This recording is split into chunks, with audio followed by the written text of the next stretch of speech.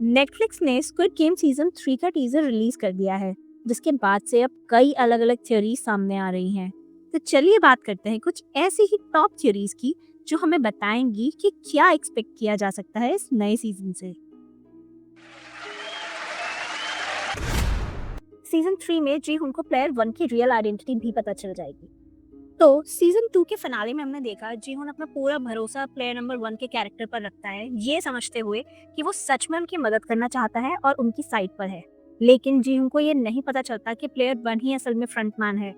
जी हुन के एलाइज को मारकर और उसके रेबेलियन को फेल करने के बाद फ्रंटमैन अपनी मौत का नाटक करता है, मास्क पहनता है और जंगली को मार डालता है, जिसका मकसद जी हुन को ये दिखाना होता है कि उसके एक्शंस के काफी बड़े कॉन्सिक्वेंसेस हो सकते हैं।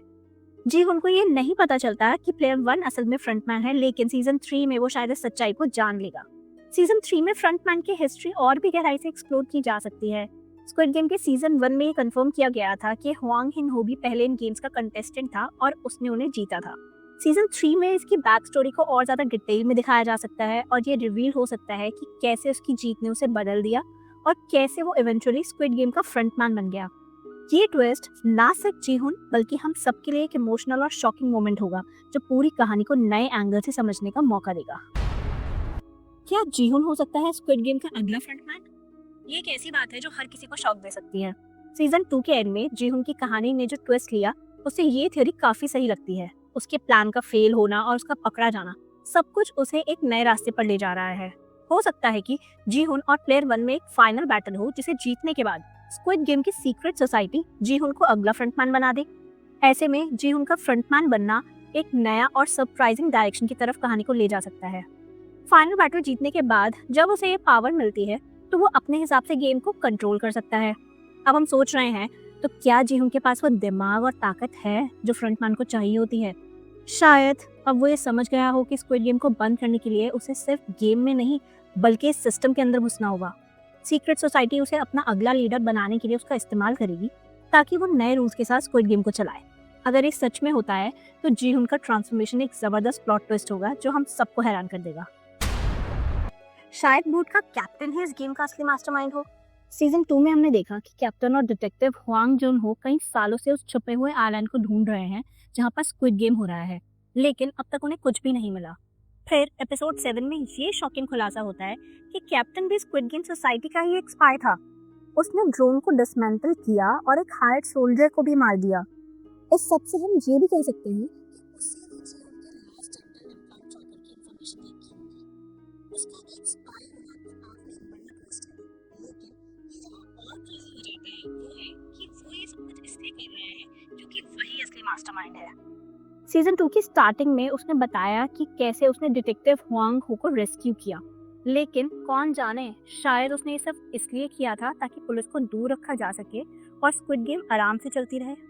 और जब हम सोचते हैं तो ये और भी इंटरेस्टिंग हो जाता है। वो एक सेलर है जो समुद्र को बहुत अच्छी तरह से जानता है, तो फिर वो इतने टाइम से एक आइलैंड को ढूंढने में कैसे फेल हो सकता है? ये सब कुछ एक बड़ा क्वेश्चन मार्क है जो ये सजेस्ट करता है कि कैप्टन ने इस गेम को चलते रहने के लिए सब कुछ कंट्रोल किया। हो सकता है सोल्जर 11 स्क्विड गेम के सिस्टम को अंदर से तोड़ने के लिए ही इसका हिस्सा है। सीजन 2 में ये रिवील होता है कि सोल्जर 11 प्लेयर 246 को पर्सनल तौर पर जानती है। प्लेयर 246 एक फादर जिसकी बेटी कैंसर से लड़ रही है, और वो भी उस एम्यूजमेंट पार्क में काम करता था जहाँ सोल्जर 11 ने भी काम किया था। फिर सीजन 2 के लास्ट एपिसोड में वो दोनों फेस टू फेस मिलते हैं, जब प्लेयर्स और पिंक सोल्जर्स के बीच में बैटल चल रही होती है।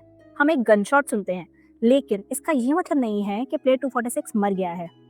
सोल्जर 11 पूरे गेम में एक रुथलेस किलर रही है जो इंजर्ड लूजर्स को मार डालती है ताकि उनके बॉडी ऑर्गन्स का इस्तेमाल होने का कोई चांस ना रहे।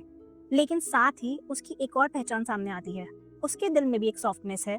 प्लेयर 246 की कहानी उसे अपनी कहानी की याद दिलाती है, एक बाप जो अपनी बेटी के इलाज के पैसे कमाने के लिए ये गेम खेल रहा है। और ये सोल्जर 11 को अपनी बेटी के लिए की गई तलाश याद दिलाती है, जो शायद अभी भी नॉर्थ कोरिया में हो। ये एक टर्निंग पॉइंट हो सकता है सोल्जर 11 के लिए, जहां वो डिसाइड कर सकती है कि अब वो अच्छी तरफ से लड़ना चाहेगी या नहीं, उन लोगों के खिलाफ जो कि अपने बच्चों के लिए सही करना चाहते थे लेकिन उन्हें मार दिया गया। ये एक नई कहानी शुरू हो सकती है जहां सोल्जर 11 अपने रुथलेस पास्ट को छोड़कर एक नए रास्ते पर चलती है। नए सीजन में red light green light version 2.0 भी देखने को मिल सकता है। ये कहना बिल्कुल सही होगा कि सीज़न 3 में और भी खतरनाक गेम्स देखने को मिलेंगे। इसकी झलक तो नाम से ही मिलती है। अब ये कहना मुश्किल है कि डोंग क्यूक हमारे लिए अब किस जानलेवा खेल को इंट्रोड्यूस करने वाले हैं। लेकिन पोस्ट क्रेडिट सीन से ये बात तो समझ आती है कि रेड लाइट ग्रीन लाइट का एक और खतरनाक वर्जन हो सकता है। एक क्लिप में हम देखते हैं कि डेडली ऑल सीन डॉल के 2 वर्जन्स हैं, एक लड़का और एक लड़की। ये एक डरावना वर्जन हो सकता है ब्लीप टेस्ट का, जहां प्लेयर्स को 2 लाइंस के बीच दौड़ना होता है और अगर उन्होंने गलत वक्त पर मूव किया तो वो आउट हो जाते हैं, या फिर उन्हें रेस के दौरान और भी मुश्किल ऑब्स्टेकल्स का सामना करना पड़ेगा, जहां बॉय और गर्ल डॉल्स हर एंगल से मोशन डिटेक्ट करते हुए प्लेयर्स को ट्रैक करेंगे। जो भी हो, ये गेम प्लेयर्स के लिए चीट कर पाना बहुत ही मुश्किल होगा। सीजन 3 में हम देखने वाले हैं कि किस तरह से ये गेम्स और भी इंटेंस, थ्रिलिंग और डेडली होने वाले हैं।